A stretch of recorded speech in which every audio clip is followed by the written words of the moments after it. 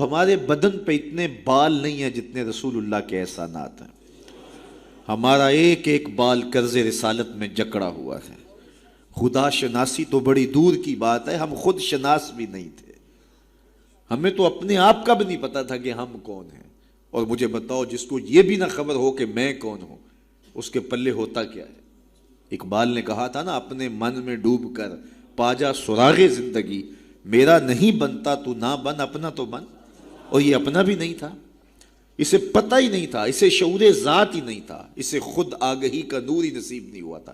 تبھی تو انسان ہو کے، اشرف المخلوقات ہو کے، درختوں کو، پتھروں کو، حشرات الارض کو، چوپایوں کو اپنا معبود سمجھتا تھا. انسان کی پیشانی کہاں کہاں رسوا نہیں ہوئی. درختوں کی جڑوں کو اس نے سجدہ کیا ہے. یہ کیچوا نہیں ہوتا مچھلی پکڑنے کے لیے جس کو کانٹے سے لگاتے ہیں، کسی زمانے میں یہ بھی انسان کا معبود رہا ہے. پتھروں کو اس نے معبود سمجھا، بہائم کو، چوپایوں کو، لٹکتے پھلوں کو، برستی بارش کے قطروں کو معبود سمجھتا رہا، بادل کو معبود سمجھتا رہا، تنکوں کو، حشرات الارض کو، بہتے پانیوں کو، جلتی آگ کو اور چلتی ہواؤں کو اپنا معبود سمجھتا رہا. اسے یہ نہیں پتا کہ میں ہوں کون. اے تماشا گاہ عالم روئے تو کجا بہرے تماشا می روی. دنیا تجھے ڈھونڈنے نکلی ہے، تو کس کی تلاش میں ہے؟ یہ اشرف المخلوقات ہو کے، مقصود کائنات ہو کے، یہ اس کائنات کا دل اور کلیجہ ہو کے حشرات الارض کو، سانپوں کو، بچھوؤں کو اپنا معبود سمجھ رہا ہے. یہ تو میرے حضور نے بتایا، یہ تیرے معبود نہیں ہیں، تیری دہلیز کے نوکر ہیں. ان درختوں کو پوچھتا ہے، یہ تو تجھے چھاؤں فراہم کرنے کے لیے، آکسیجن دینے کے لیے، تیرے ایندھن کے کام آنے کے لیے، تیرے ذوق نظر کی تسکین کے لیے، تجھے پھل فراہم کرنے کے لیے پیدا کیے گئے ہیں. ان جانوروں کو پوچھتا ہے، یہ تو تیری سواری کے لیے، بار برداری کے لیے، تجھے دودھ اور گوشت کی ضروریات فراہم کرنے کے لیے پیدا کیے گئے ہیں. یہ چاند، سورج، ستارے، اجرام فلکیہ، یہ تیرے معبود کیسے ہو سکتے ہیں؟ یہ تو تیری راہوں میں روشنی اجالنے کے لیے پیدا کیے گئے. نہیں تو دیکھ، یہ انگلی اٹھتی ہے اور چاند ٹکڑے ہو کے قدموں میں آتا ہے، سورج پلٹ کے اثر کے وقت پہ آتا ہے، اور سڑیاں کھجوراں اگا جاندہ ہے، اور پتھراں نو کل میں پڑا جاندہ. قطرے کو سمندر، ذرے کو ستارہ کرتے ہیں، کونین کو خم آ جاتا ہے جب زلف سوارا کرتے ہیں. اب انسان کی آنکھ کھلی کہ میں کون ہوں، کہ یہ پوری کائنات. درختوں کو پوچھتا ہے، جا میں نہیں، تو ہی کہہ دے تمہیں اللہ کا رسول بلا رہا ہے. اللہ اکبر. درخت شاخوں کے بل اپنے آپ کو گھسیٹتے ہوئے سلامی دینے حاضر ہو جاتے. حضرت یعلا بن مرہ کہتے ہیں کہ ایک سفر سے واپسی تھی، راستے میں قیام ہوا تو حضور استراحت فرمانے لگے، تو میں حضور کے پہرے کے لیے کھڑا ہو گیا. دور صحرا میں ایک درخت تھا، وہ ہلنے لگا، پھر جڑوں سمیت اکھڑا اور شاخوں کے بل اپنے آپ کو گھسیٹتا ہوا میرے برابر آ کے کھڑا نہیں ہو جاتا. میرے لیے بڑی حیرت کی بات تھی، لیکن کوئی تھا نہیں کہ جس سے بات کروں. خیر تھوڑی دیر کے بعد وہ اپنی جگہ سے چلا اور جہاں سے اکھڑا تھا وہیں جا کے نصب ہو گیا. حضور بیدار ہوئے تو سلام عرض کرنے کے بعد میں نے پہلی بات یہی عرض کی.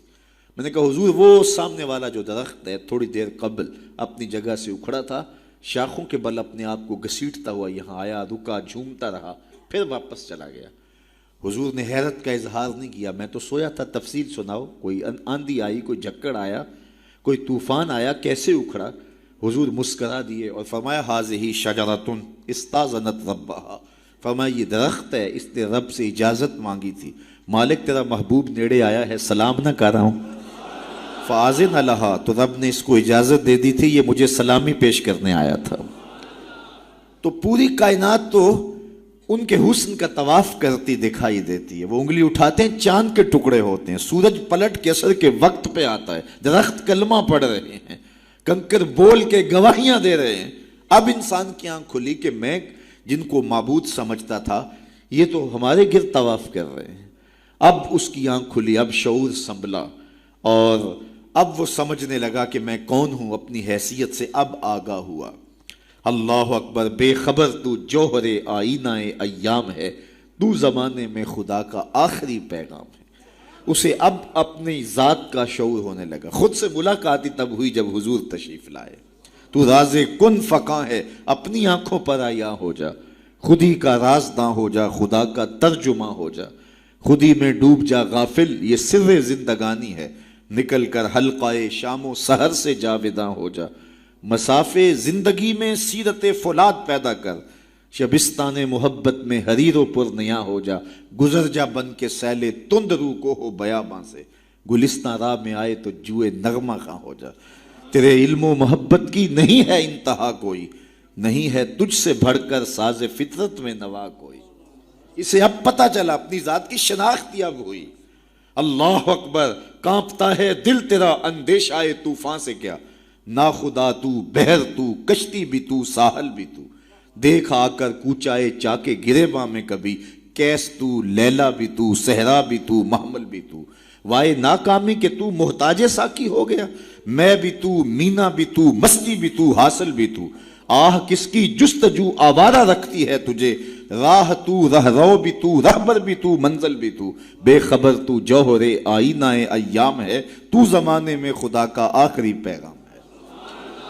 تو اب انسان کو اپنی ذات کا شعور ہوا۔ خدا شناسی تو بڑی دور کی بات ہے، میں کہتے ہیں انسان کی اپنی ملاقات اپنے آپ سے تب ہوئی جب حضور آئے، خودی کا شعور تب ملا جب حضور آئے، من سے آگہی تب ہوئی جب حضور آئے۔ تو اگر وہ تشریف فرما نہ ہوتے، خدا شناسی تو بڑی منزل ہے، انسان خود شناس بھی نہ ہوتا، اپنے ذات سے بھی آگاہ نہ ہوتا، انسان ہو کے انسانوں کے گلے چیر رہا تھا۔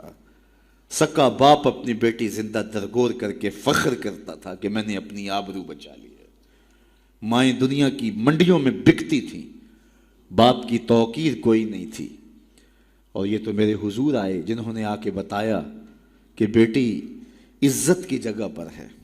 آپ نے یہ حدیث بارہا سنی ہوگی، علماء کرام سے بارہا سنی ہوگی، لیکن ذرا اس کو اس پہلو میں دیکھو، جب بیٹیوں کو زندہ درگور کر کے باپ فخر کر رہا تھا، اس زمانے میں میرے حضور نے کہا میری بیٹی میرے جگر کا ٹکڑا ہے۔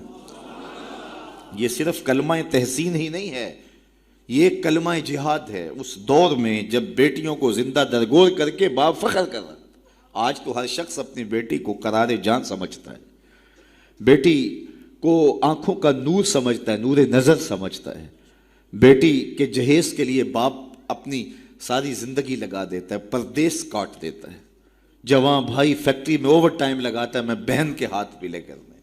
تو آج اگر بیٹی کے بارے میں کوئی محبت بھرے جملے کہے جائیں تو بڑی بات نہیں ہے۔ جب باپ زندہ درگور کر کے فخر کرتا تھا، معاشرے سے اسے داد ملتی تھی کہ تو نے بیٹی کو زندہ درگور کیا ہے، اس زمانے میں میرے حضور نے کہا کہ میری بیٹی میرے جگر کا ٹکڑا ہے۔ اللہ اکبر، کیسی تبدیلی آئی۔ ایک موقع آیا، فرمایا کہ جو دو بیٹیاں یا دو بہنیں ان کی اچھی تربیت کرے اور ان کو پروان چڑھائے اور ان کی اللہ کی رضا کے لیے شادی کر دے تو قیامت کے دن وہ میرے ساتھ اس طرح قریب ہوگا جس طرح یہ دو انگلیاں قریب ہیں۔ تو مجلس میں موجود ایک صاحب اٹھے، کہا حضور اگر کسی کی دو بیٹیاں نہ ہوں تو ذرا اس کے پیچھے جھانکنے کی کوشش کیجئے، کہاں بیٹیاں زندہ درگور ہوتی تھیں اور کہاں ایک بیٹی والا سوچ رہا ہے کاش کہ میری بھی دو بیٹیاں ہوتی اور میں یہ احساس پاتا۔ تو یہ معاشرے کو ایک رنگ دیا، معاشرے کو ایک آہنگ دیا، خدا شناسی بھی دی، خود شناسی بھی دی، انسانی حقوق جو پامال ہو رہے تھے ان کو بحال بھی کیا۔ انسان اپنی عزت برباد کر رہا تھا، اجرام فلکی اور مظاہر فطرت کے سامنے ان کے چرنوں میں جھک کر کے اس کو اس کی خودی کا سبق دیا کہ تو کون ہے اور کہاں کھڑا ہے۔ ایک شخص ایمان لانے کے بعد حضور کی خدمت میں حاضر ہوا اور کرتا ہے جاہلیت کے زمانے کی دو باتیں ہیں، ایک یاد آتی ہے تو ہنسی نہیں رکتی اور ایک بات یاد آتی ہے تو آنسو نہیں تھمتے۔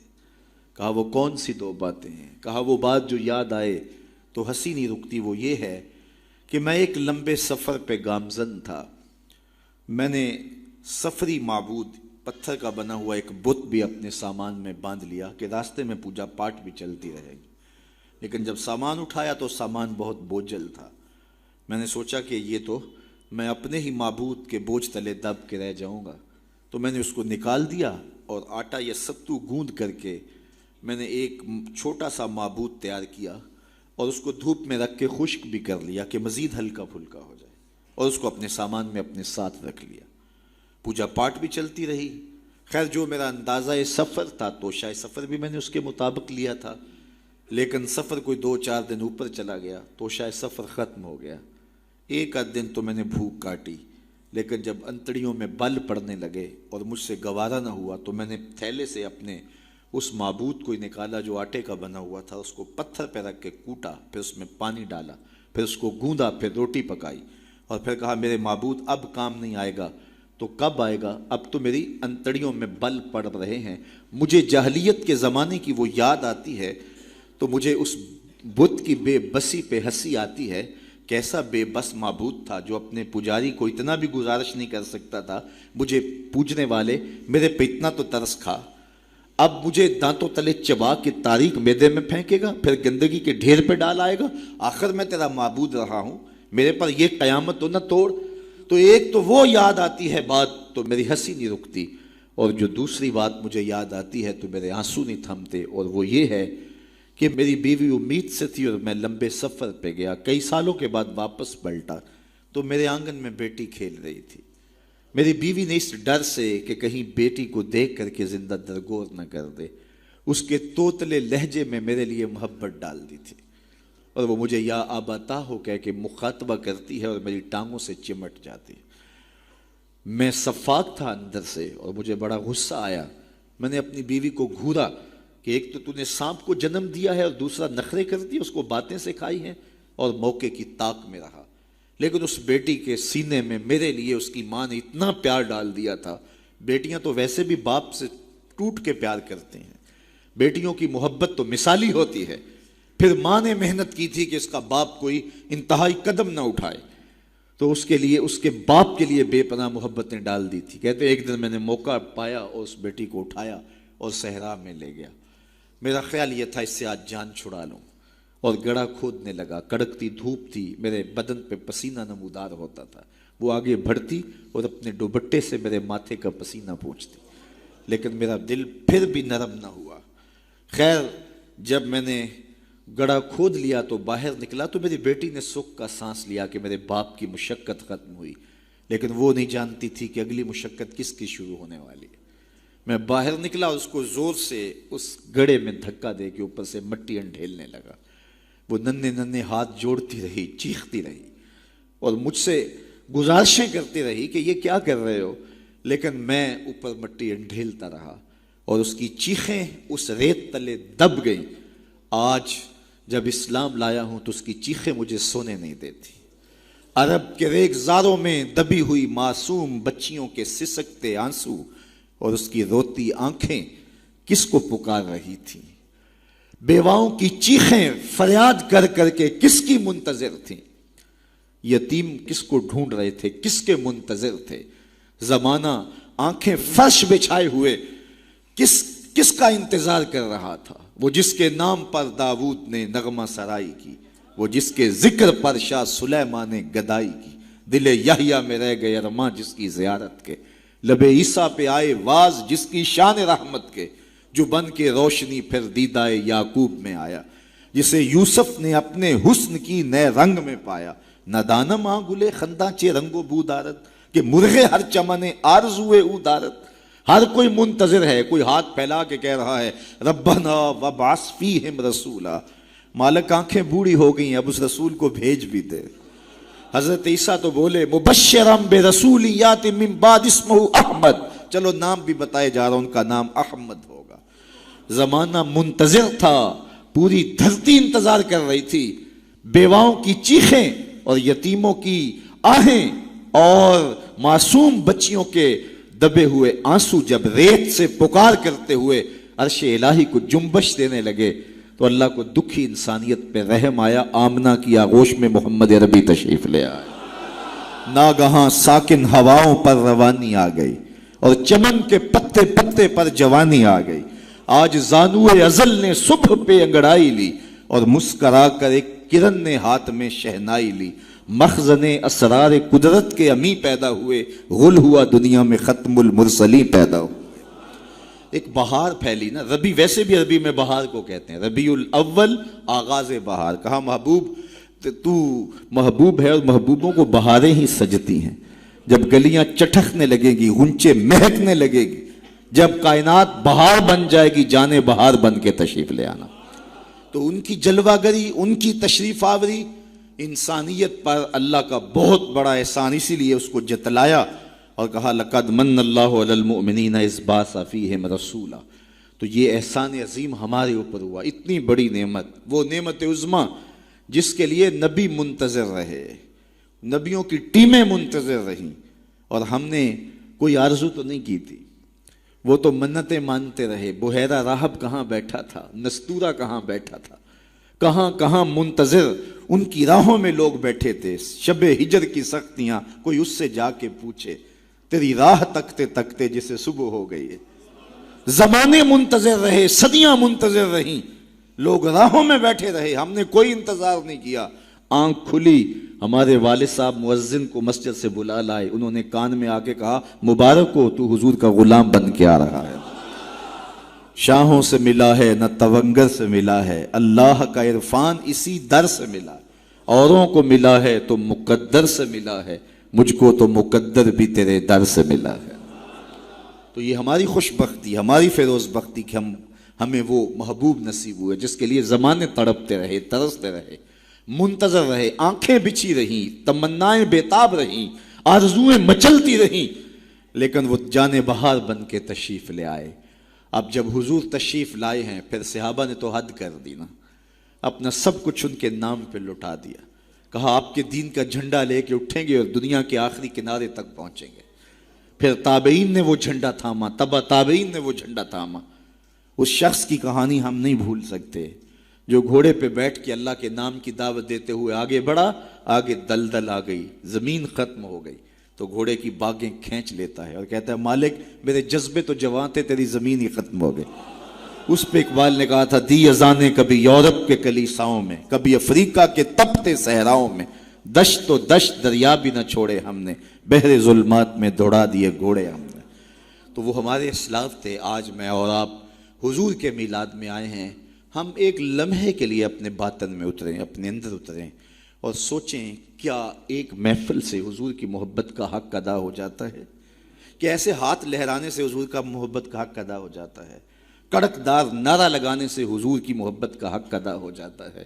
کیا لوگوں کو بلائیں، دعوت دیں، کھانے کھلائیں، بریانیاں کھلائیں تو کیا حضور کی محبت کا حق ادا ہو جاتا ہے؟ آئیے اگر حضور سے محبت کرتے ہیں تو سر سے لے کر پاؤں تک حضور کی غلامی کے رنگ میں رنگے جائیں۔ ہمارے استاد فرمایا کرتے تھے یہ نہ ہو کہ لوگ تمہیں پوچھیں تمہیں کون ہوتے ہو اور تمہیں بتانا پڑے کہ ہم مسلمان ہوتے ہیں، یہ دیکھو مذہب کے خانے میں اسلام لکھا ہے۔ فرماتے تھے صاحب کسی کو پوچھنا نہ پڑے، تجھے بتانا بھی نہ پڑے، تیری وضاقتہ، طرز زندگی، انداز معاشرت ایسا ہونا چاہیے تو دور سے آ رہا ہو، لوگ پہچان کے کہیں وہ دیکھو آقا کا غلام آ رہا ہے۔ نور آنکھوں میں تو چہروں پہ اجالے ہوں گے، مصطفیٰ والوں کے انداز نرالے، دنیا میں بھی ان کے دم سے مقدر چمکا، محشر میں بھی ان کی رحمت کے حوالے ہوں گے۔ تو یہ میری اور آپ کی فیروز بختی کہ ہمیں وہ رسول اور نبی نصیب ہوئے۔ تو آئیے اپنی زندگی کی ایک ایک سانس حضور کے نام کر دیں، جئیں تو حضور کے لیے، مریں تو حضور کے لیے، اور اپنی زندگی کو حضور کی راہوں میں نچھاور کرتے ہیں، ان کے دین کا جھنڈا لے کر کے اٹھیں اور دین کے پیغام کو دنیا تک کے ایک ایک کونے تک پہنچانے کا عزم کریں۔ اور وہ کیسے ممکن ہوگا کہ ہم اپنے انداز زندگی کو تبدیل کریں۔ جب کوئی شخص صالحیت کا لبادہ پہن لیتا ہے تو پھر وہ زبان سے نہ بھی بولے، وہ سنت و سیرت کا پیکر گلی سے گزر بھی رہا ہو تو وہ بھی تبلیغ کا رنگ ہوتا ہے، وہ بھی ایک انداز ہوتا ہے، دعوتی انداز ہوتا ہے۔ لیکن اگر میں زبان سے دعوت دین کی دیتا رہوں اور میرا رویہ، میرا عمل، میرا کردار، میرا لہجہ، میرے اخلاق اس کی نفی کر رہے ہوں تو میں حرف حرف منافقت کر رہا ہوں۔ اس لیے مجھے اپنے رویے کو، اپنے طرز زندگی کو، اپنے انداز معاشرت کو حضور کی سنت کے سانچے میں ڈھالنا پڑے گا۔ محمد دی زیارت محمد دے رنگ وچ ٹھگ بازیاں جانے پیارا محمد۔ اقبال نے کہا تھا چوب نام مصطفیٰ خانم درود، از خجالت آب می گردد وجود، عشق می گوید کہ محکوم غیر، سینائے تو از بتا مانند دیر، تا نداری از محمد رنگو بو، بر زبان خود میالہ نامے ہو۔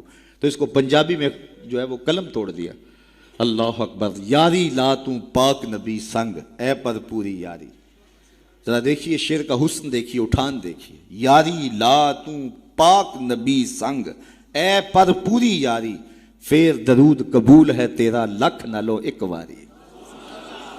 تو اپنے آپ کو ان کی محبت کے رنگ میں رنگ لو, اور پھر دیکھنا کہ حضور کی محبتیں اور رحمتیں کیسے برستی ہیں.